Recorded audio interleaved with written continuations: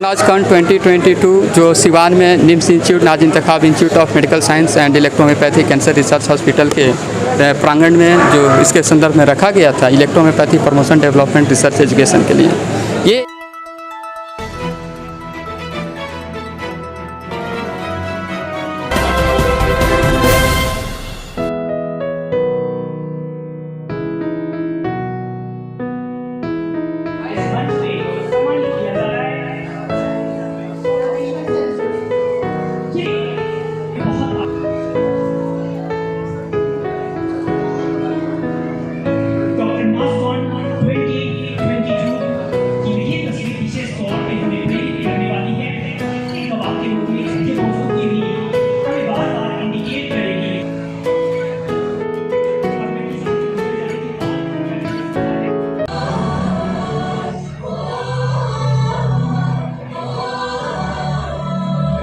नाजकॉन 2022 जो सिवान में NIMS institute Naaz Intekhab institute of medical science and electrohomeopathy cancer research hospital के प्रांगण में जो इसके संदर्भ में रखा गया था electrohomeopathy promotion development research education के लिए।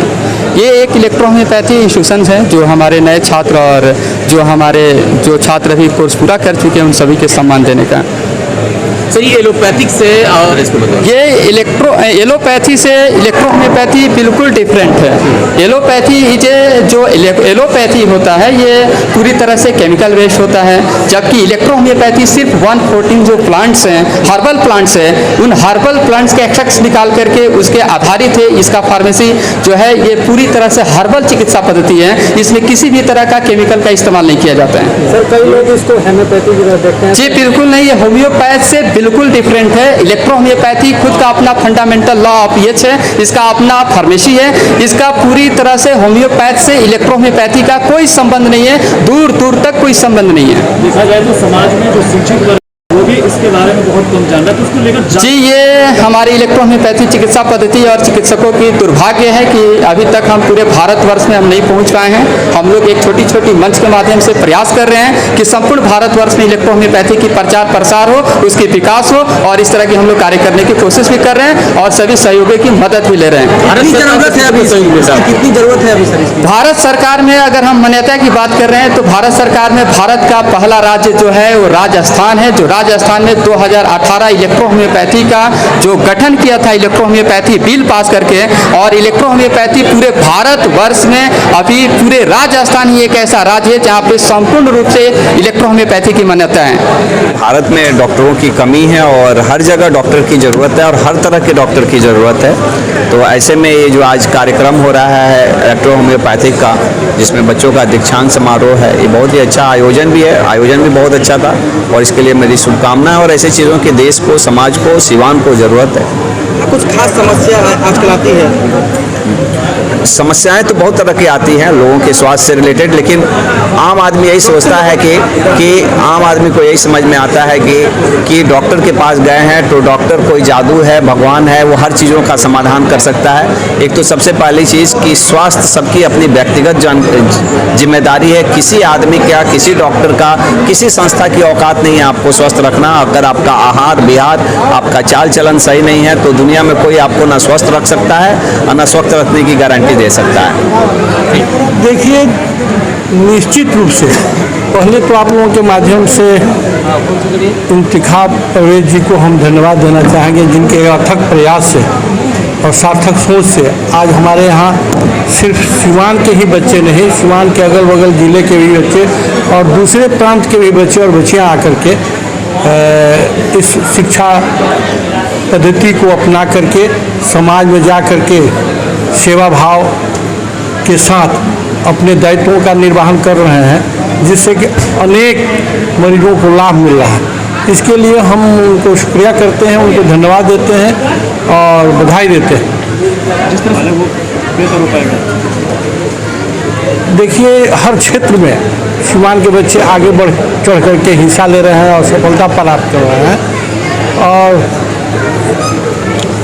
जैसा कि एक डॉक्टर साहब ने कहा, एक आदमी के प्रयास से समाज में परिवर्तन नहीं आएगा। सबको हर क्षेत्र में लग करके काम करना होगा, तन्मय होकर के तब जाकर के समाज में अमूल परिवर्तन आएंगे और विश्व गुरु भारत जो कहलाने के कगार पर है वह सपना साकार होगा। इन बच्चों को क्या इन बच्चों के उज्जवल भविष्य की कामना करते हैं और सिर्फ डॉक्टर ही दूसरे भगवान कहलाते हैं। इनकी मनसा पैसा कमाने नहीं सेवा भाव करना होता है। किसी भी के यहाँ किसी भी डॉक्टर के पास मरीज रोते हुए आते हैं, हंसाते हुए भेजने का दायित्व डॉक्टर के कंधों पर होता है। आइए अपने दायित्वों का निर्वहन करें और निष्ठा और ईमानदारी के साथ सेवा भावना के साथ अपने दायित्वों का निर्वहन करें।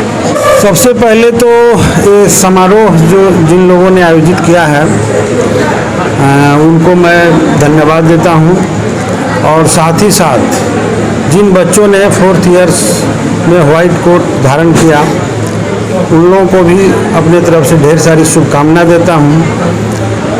चिकित्सा की आज बहुत ज़रूरत है और ख़ास करके कैंसर के संबंध में जो इनका अपना एक शोध है जिसके बारे में कहा जा रहा है, तो हम समझ रहे हैं कि ये बहुत ज़रूरी है और इसलिए 4th ईयर्स के बच्चों को या जिन बच्चों को आज इसमें डिग्रियां मिल रही हैं उन लोगों से यह कहेंगे कि आप यहाँ से जाने के बाद जब सेवा प्रारंभ करें, डॉक्टर के पेशा को शुरुआत करें तो सेवा भाव से, इसे पैसा कमाने का धंधा नहीं बल्कि सेवा भाव से करें। मैं समझता हूँ इसी के ज़रिए, क्योंकि चिकित्सा सेवा का ही पैथ है, चिकित्सा के ज़रिए सेवा ही किया जाता है, लेकिन आज के ज़माने में चिकित्सा को एक व्यापार बना दिया गया है, चिकित्सा को जो है एक धंधा बना दिया गया है।